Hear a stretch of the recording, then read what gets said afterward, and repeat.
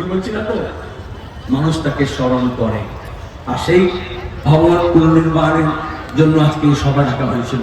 আমরা দুঃখিত, আমার সঙ্গে কমরেড মীনাক্ষীরও আসার কথা ছিল, কিন্তু আপনারা জানেন গত ভোর রাতে কমরেড মীনাক্ষী মুখার্জির বাবাকে আইসিইউতে ভর্তি করতে হয়েছে। যে মেয়েটি আন্দোলন করে, যে অভয়া মৃতদেহকে আগলে রাখার চেষ্টা করে, পুলিশের সঙ্গে মোকাবিলা করে, যে মহিদুল মিদ্দার পর যখন লাঠি চলে তখন তাকে বুকে আগলে রাখার চেষ্টা করে, আজকে সে তার বাবাকে হাসপাতালে আগলে রেখেছে, এই জন্য আসতে পারেনি। আমি অনুরোধ করেছিলাম দেবলীনাকে, আপনাদের জন্য আসতে পারেনি বলে দুঃখিত। ওকে আমি বলবো দুটো কথা আপনাদের বলে দিক। আপনারা অনেকেই মীনাক্ষীর কথা শুনতে এসছেন, ওই মাইকে লাগাচ্ছি, যদি শুনতে পারেন তাহলে ভালো হবে। ওর মীনাক্ষী, মীনাক্ষী বলো, আমি মাইকে ধরে দিয়েছি মাইক।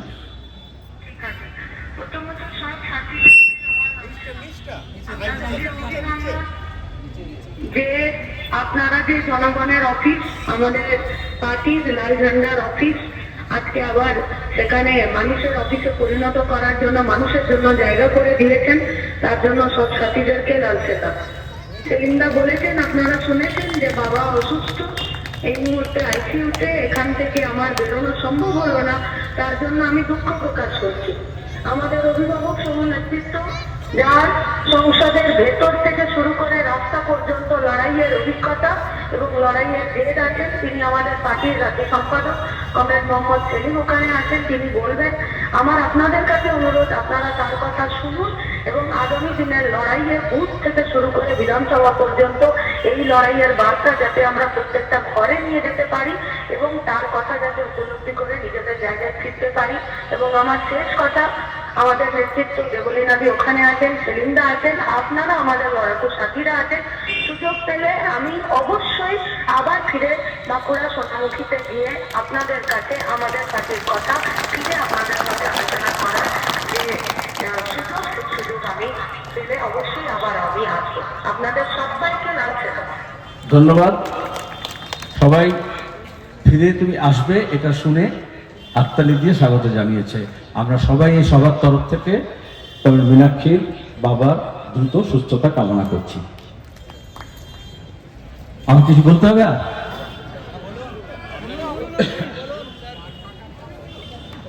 আসলে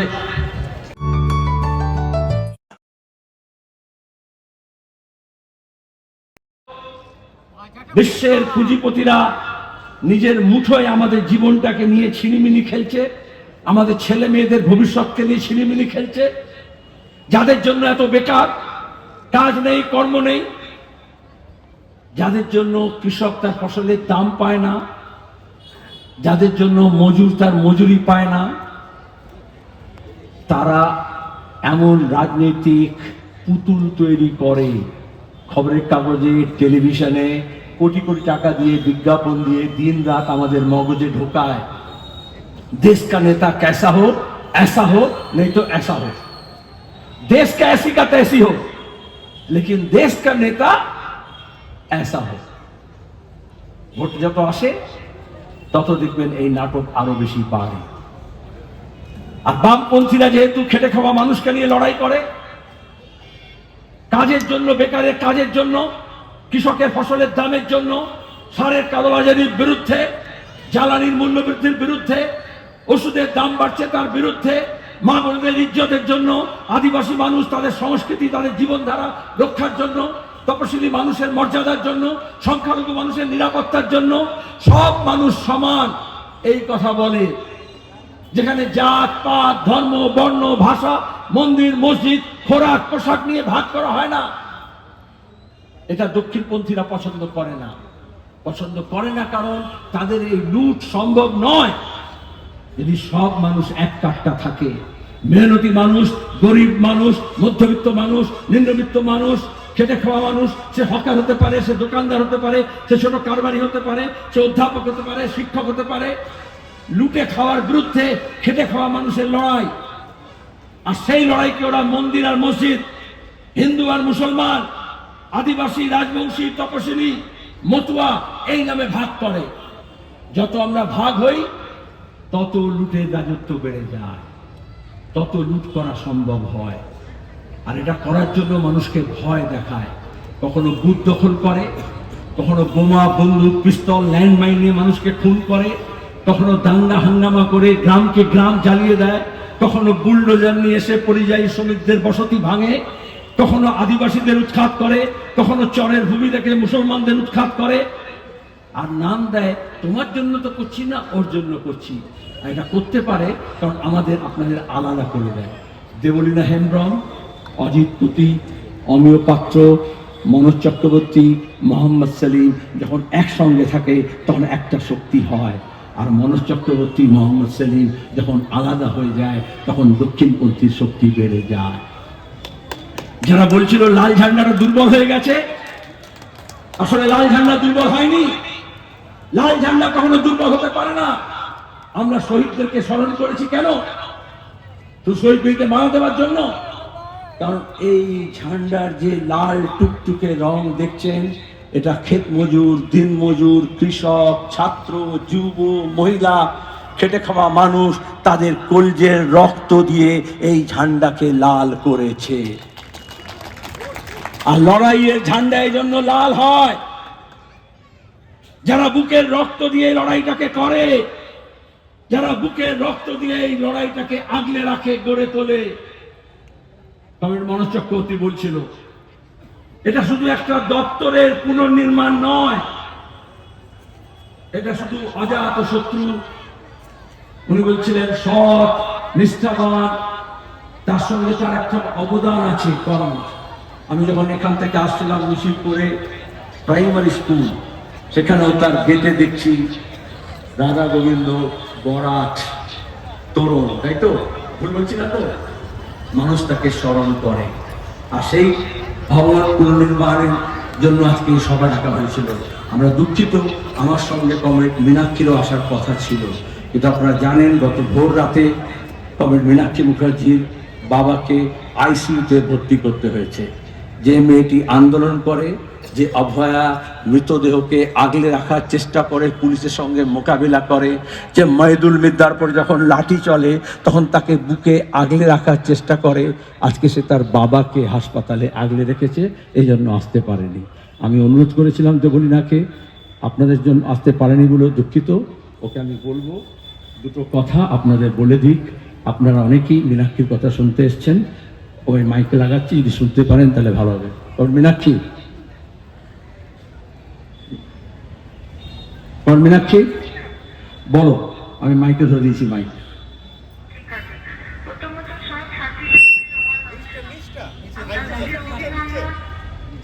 যে আপনারা যে জনগণের অফিস, আমাদের পার্টির লাল ঝান্ডার অফিস, আজকে আবার সেখানে মানুষের অফিসে পরিণত করার জন্য, মানুষের জন্য জায়গা করে দিয়েছেন, তার জন্য সব সাথীদেরকে লাল সেটা।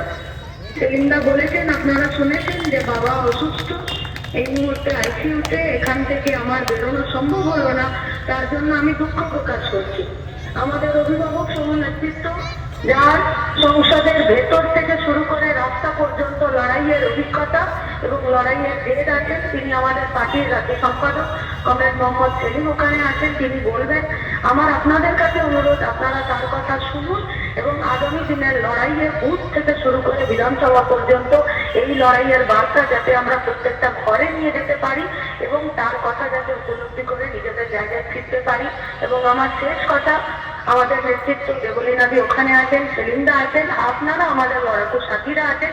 সুযোগ পেলে আমি অবশ্যই আবার ফিরে বাঁকুড়া সোনামুখীতে গিয়ে আপনাদের কাছে আমাদের পার্টির কথা ফিরে আপনাদের সাথে আলোচনা করার যে সুযোগ আমি পেলে অবশ্যই আবার আমি আসবো। আপনাদের সবাইকে লাল সেবা। ধন্যবাদ। সবাই ফিরে তুমি আসবে এটা শুনে হাততালি দিয়ে স্বাগত জানিয়েছে। আমরা সবাই এই সবার তরফ থেকে কমরেড মীনাক্ষীর বাবার দ্রুত সুস্থতা কামনা করছি। আমার কিছু বলতে হবে?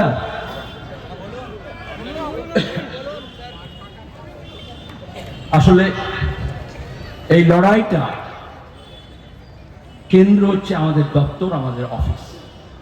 সেই অফিসে যাতে নিয়মিত আন্দোলন সংগ্রামের কাজ হয়, পরিকল্পনা হয়, তার জন্য এরিয়া কমিটির সদস্যরা, জেলা কমিটির সদস্যরা, তেমনি আমাদের ব্রাঞ্চ সেক্রেটারি, আমাদের সম্পাদক শাখার আমাদের সদস্যরা এবং আমাদের কর্মী বাহিনী সবাইকে মিলে সক্রিয় এবং সতেজ থাকতে হবে। গোটা রাজ্য জুড়ে আমরা একটা লড়াইয়ের মধ্যে নেমেছি, সেই লড়াইকে এগিয়ে নিয়ে যেতে হবে। সোনামুখী বিধানসভা কেন্দ্রের মধ্যে যে জেলা সোনামুখী পুরসভা, আপনারা জানেন কিভাবে টাকা দিয়ে তৃণমূল কংগ্রেসের নেতারা ব্লক থেকে, বুথ থেকে, পঞ্চায়েত থেকে, পুরসভা থেকে বিধানসভায়, পার্লামেন্টে পৌঁছচ্ছে আর তারপরে টাকা লুট করছে। একটা পানীয় জলের ব্যবস্থা নেই। পুরসভায় যারা পেনশন পাওয়ার কথা, মাসের পর মাস পেনশন পাচ্ছে না। যারা casual worker, part time worker, তারা মাইনে পাচ্ছে না। আমি যখন রাস্তা দিয়ে হাঁটছিলাম, দুপাশে এত মানুষ, তাদেরকে দেখছিলাম, নমস্কার করছিলাম। আমার পাশে পুরসভার পুর প্রতিনিধি ছিলেন, আমাকে বলছেন আপনি নিচে তাকিয়ে হাঁটুন, নিচে দেখে হাঁটুন, এখানে আমাদের রাস্তা খুব এবড়ো খেবড়ো আছে, যে কোনো সময় পড়ে যেতে পারেন।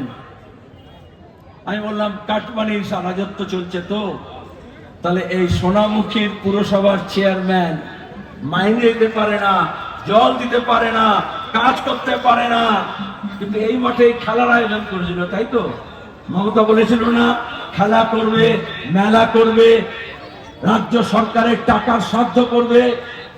আজকে লাখ লাখ কোটি টাকার ঋণ হয়েছে আমাদের, সরকারের ঋণ, তার সঙ্গে আমাদের মা বোনেরা, গ্রামের মেয়েরা দেখবেন ওই মাইক্রো ফাইন্যান্সের নাম করে ক্ষুদ্র ঋণ নিচ্ছে, আর তারপরে তারা ঘর ছাড়া হয়ে যাচ্ছে, বেশি হারে সুদ দিতে হচ্ছে।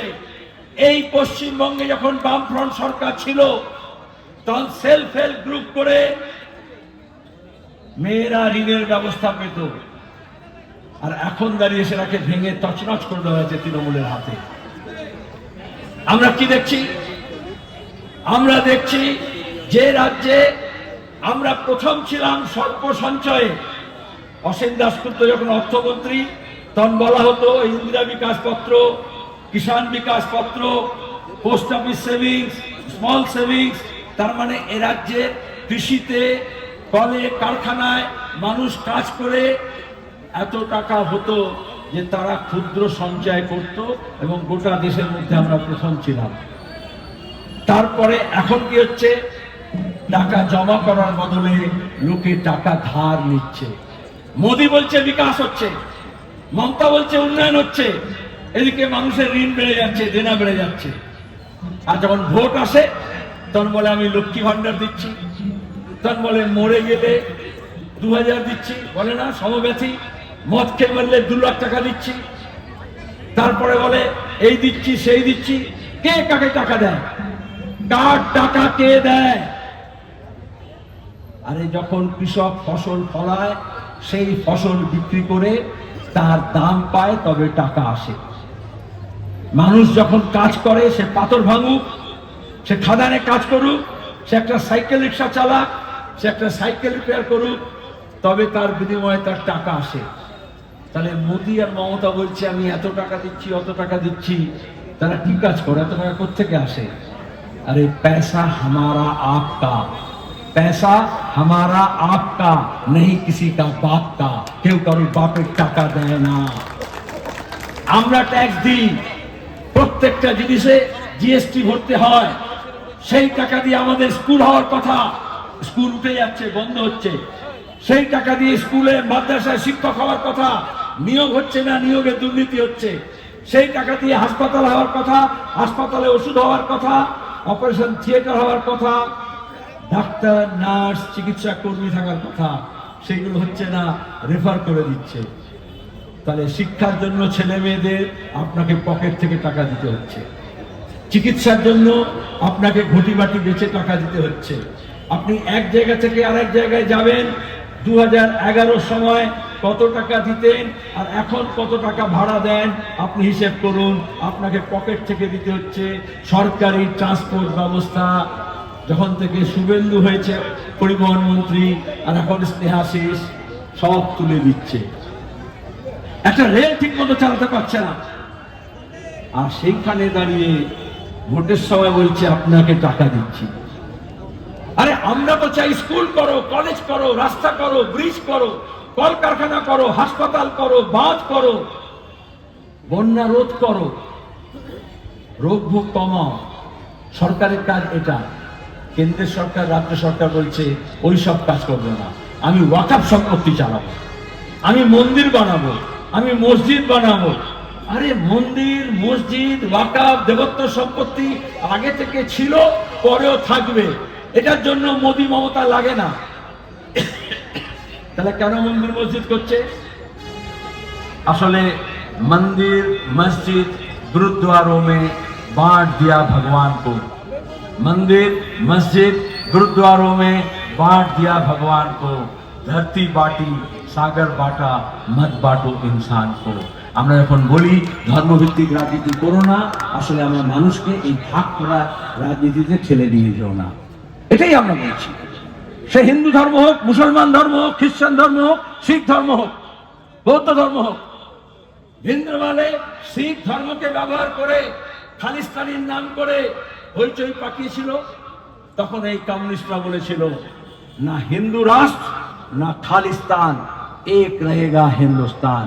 112 জন সিপিআইএম এর কর্মী নিজের প্রাণ দিয়েছিল, কিন্তু বলেছিল দেশটা এক রাখতে হবে। আজকে দাঁড়িয়ে বিজেপি আমাদেরকে দেশপ্রেম শেখাচ্ছে। আর তখন বিজেপি কি করেছিল? ভিন্দ্রওয়ালে যখন শিখ নিয়ে ধর্ম করছে, বিজেপি তখন হিন্দু ধর্ম আর শিখ হিন্দুর মধ্যে লাগাও। এখন যেমন হিন্দু মুসলমানের নামে লাগাচ্ছে। আসলে এটা হিন্দু প্রেম নয়, মুসলমান প্রেম নয়। এই যে এসআইআর দেখছেন, যখন সিএ হয়েছিল তখন বলেছিল 2 কোটি মুসলমানকে বাংলা ছাড়া করব। আমরা বলেছিলাম যতক্ষণ এই বাংলায় লাল ঝান্ডা আছে, কারোর বাপের তাগত হবে না একজনকে এই বাংলা থেকে তাড়াতে পারবে। কিন্তু ভোট হয়ে গেল 2021-এ। বিজেপি তৃণমূলের মধ্যে ব্যাপক যুদ্ধ হলো, মানুষের মধ্যে ভয় ঢোকালো। আদিবাসী, রাজবংশী, মতুয়া, তপশিল তাদেরকে কি বললো? মুসলমানদের তাড়িয়ে দেব, তাদের জমি জমা, দোকান, বাজার, হাট, হাঁস, মুরগি, ছাগল, মাছ, পুকুর সব তোমাদের হয়ে যাবে। এইভাবে লোক দেখায়। তারপরে তো ভোট হয়ে গেল, হাঁস মুরগি তো পেল না, আসলে মানুষগুলোকে মুরগি করে দিল। এখন আবার ভোট এসছে, এখন বলছে এসআইআর। শুভেন্দু সুকান্ত কি বলছে? শ্রমিক 1,80,00,000, 2 কোটি এদের নামে শুনানি হবে। এবার কিন্তু আর শুধু মুসলমান নয়, আগের বার হয়েছিল এটা তো মুসলমানদের ব্যাপার। এখন যে মতুয়াদের বলেছিল, বাংলাদেশের উদ্বাস্তুদের বলেছিল নাগরিকতা দেব, এখন তাদেরকেও নোটিশ ধরিয়ে দিচ্ছে। লজিক্যাল ডিসপেন্সি নামে বানান ভুল আছে, কারোর নাম কোথাও ব্যানার্জি আছে, কোথাও বন্দ্যোপাধ্যায় আছে, কোথাও চ্যাটার্জি আছে, কোথাও চট্টোপাধ্যায় আছে। আমাদের হিন্দু মহিলাদের নামের মাঝখানে, আগে মাঝখানে নাম মধ্যপদ হতো না, বালা, দাসী, এখন হয় না, আধুনিক হয়ে গেছে। ছেলেদের নামেও চন্দ্র থাকতো, থাকে না মাঝখানে, এখন চন্দ্র থাকে না। বলছে লজিক্যাল ডিসক্রিপেন্সি, এআই দিয়ে দেখছে আর নোটিশ পাঠাচ্ছে। তাদেরকে দিয়ে পাঠাচ্ছে বিএলও, তারপরে ইআরও, তার আগে সিও, ইসিআই। আসলে এরা কারা? এই সরকারি officer, BDO, SDO, DM, WBCS, IAS, IPS, police officer, প্রশাসন। তৃণমূল কংগ্রেস, মমতা ব্যানার্জি 2011 থেকে সরকারে এসে এই অফিসারদেরকে দলদাস বানিয়েছিল। যা আইন না, সংবিধান না, না খাতা না বহি, যে মমতা কাহে সোসাই, এটাই তো বলেছিল দলদাস। পঞ্চায়েত ভোটের সময় দেখেছিলাম ভোট লুটে কিরকম সাহায্য করেছিল। তাহলে সেই অফিসারদের আর কোনো নীতি নৈতিকতা থাকলো না, সিদ্ধারা থাকলো না। তাহলে শেয়ালকে ভাঙা বেড়া দেখাতে নেই। যে অফিসারদেরকে মমতা দলদাস বানিয়েছিল, আজকে বিজেপি ইসিআইকে দিয়ে, সেই অফিসারদের দিয়েই এখন এই শুনানি নোটিশ পাঠাচ্ছে। এখন মমতা হাত পা চললে কি হবে?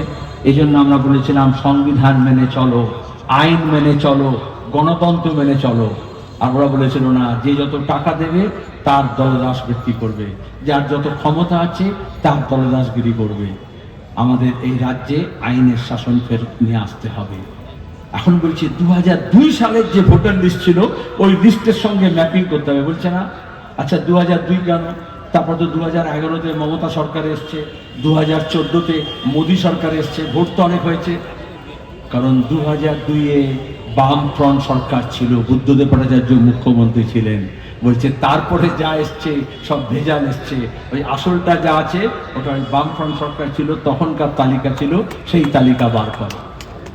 আমরা বলছি শুধু 2002-এর তালিকা বার করলে হবে না, 2002-এ আমাদের সামাজিক অবস্থা কি ছিল, আমাদের পঞ্চায়েতি ব্যবস্থা কি ছিল, আমাদের শিক্ষা ব্যবস্থা কি ছিল, আমাদের সামাজিক মেলবন্ধন কি ছিল, আমাদের শান্তির কি অবস্থা ছিল, সেগুলোকে আমাদের মাথায় নিয়ে আসতে হবে না? আগে কি সুন্দর দিন কাটাইতাম। তাহলে ভোটার লিস্ট তো আগেও হয়েছে, তখনও তো এসআইআর হয়েছে। আরে ভোটার লিস্ট করার কথা ইলেকশন কমিশনের, সেই ভোটার লিস্টে যদি ভুল থাকে তার দোষ কি আমার? না যে সরকারি অফিসাররা নাম লিখেছে, আদিবাসীদের নাম, তপশিলের নাম, মুসলমানদের নাম লিখতে গেলে কলম ভেঙে যায়। আমার মোহাম্মদ সেলিম নাম লিখতে গেলে এই বানানটা বলে দিতে হবে, যত শিক্ষিত হোক, হয় না? সেলিম বললে কেউ বলবে SELIM, কেউ বলবে SLIM। তাহলে আমাকে কি এফিডেভিট করে বলতে হবে? একটা আদিবাসীদের যে পদবিগুলো হয় সেগুলো জানে না। আর বাংলার নাম ইংরেজিতে লিখলে, ইংরেজি নাম বাংলা লিখলে, বোসের নাম কেউ লিখবে BOSE, কেউ লিখবে BASU, বাসু, বলবে না? হয় না বানান ভুল? এবার যেটা তামিলনাড়ু করতে পারলো, যেটা কেরালা করতে পারলো, সেটা মমতা কেন করলো না? তাহলে যখন SIR এর এরকম শয়তানি হবে বুঝে যাচ্ছে, RSS বলছে এসব কাজ করবে, তাহলে সর্বদলীয় বৈঠক ডাকা উচিত ছিল। দেখো রাজ্যের এই বিপদ হচ্ছে, মানুষের এই বিপদ, আমরা কি করব? ডাকলেন না। তাহলে বিধানসভার অধিবেশন ডাকা উচিত ছিল, ডাকলেন না। কেরালা বিধানসভা এবং তামিলনাড়ু বিধানসভায় প্রস্তাব পাশ করলো, মমতা ব্যানার্জি বিধানসভায় কোনো প্রস্তাব পাশ করলেন না। আরে সরকারে থাকলে কতগুলো দায় এবং দায়িত্ব থাকে, সে দায়িত্ব পালন করলেন না। নায়ক নায়িকাদের দিয়ে একটা মিছিল করে দিলেন, তাতে কি হবে? এই যে নামের ভুলগুলো বলছি, এটা তো প্রত্যেকটা লোককে দলিল দস্তাবেজ সুটকেস থেকে বার করে, আলমারি থেকে বার করে নিয়ে যেতে হচ্ছে। গরিব মানুষ, প্রান্তিক মানুষ, বিশেষত মহিলারা যারা বিয়ে হয়ে বাপের বাড়ি থেকে শ্বশুর বাড়ি চলে গেছেন, তাদের এই কাগজপত্র খুব মুশকিল হয়ে যায়। যাদের দলিল নেই, যাদের জমি নেই, কত লোক যারা নিজের ঠিকানা নেই, ওই বলছিল যারা পরিযায়ী শ্রমিক অন্য জায়গায় চলে গেছে কাজ করতে, তাদের কি অবস্থা? এটা একটা বিধানসভায় একটা আইন এনে এটা শোধরানো যেত, যদি শুধু একটা লিস্ট করে বলে দেওয়া হতো যে খাতুন বানান KHATUN লিখলেও হবে, TOON লিখলেও হবে। তাহলে মুখার্জি লিখলেও হবে, মুখোপাধ্যায় লিখলেও হবে, দুটোই এক। এটা প্রত্যেকটা লোক না করে সরকার এটা আইন করে দিতে পারত, কিন্তু সরকার করলো না, প্রত্যেকটা লোককে বললো। বামপন্থী আর দক্ষিণপন্থীর মধ্যে এটাই তফাৎ। বামপন্থী পঞ্চায়েত, বামপন্থী পুরসভা, বামপন্থী সরকার মানে মানুষের জন্য কাজ করা। আর দক্ষিণপন্থীদের পঞ্চায়েত, দক্ষিণপন্থীদের পুরসভা, দক্ষিণপন্থীদের রাজ্যসভা সরকার, দক্ষিণপন্থীদের কেন্দ্র সরকার মানে সরকারের কাজ তোমাকে করতে বলছে। মনে আছে কালো টাকা নিয়ে নোটবন্দি করেছিল? আচ্ছা, তোমার পার্থ চ্যাটার্জির বাড়ির খাটের নিচে কালো টাকা আছে, অভিষেকের বান্ধবীদের অ্যাকাউন্টে কালো টাকা আছে, তো সরকার পারলে সেগুলো বার করতে পারে না? কিন্তু কি বললো, তোমরা সবাই তোমাদের যত 500 টাকা 1000 টাকার নোট আছে ব্যাংকে লাইন করে জমা দাও।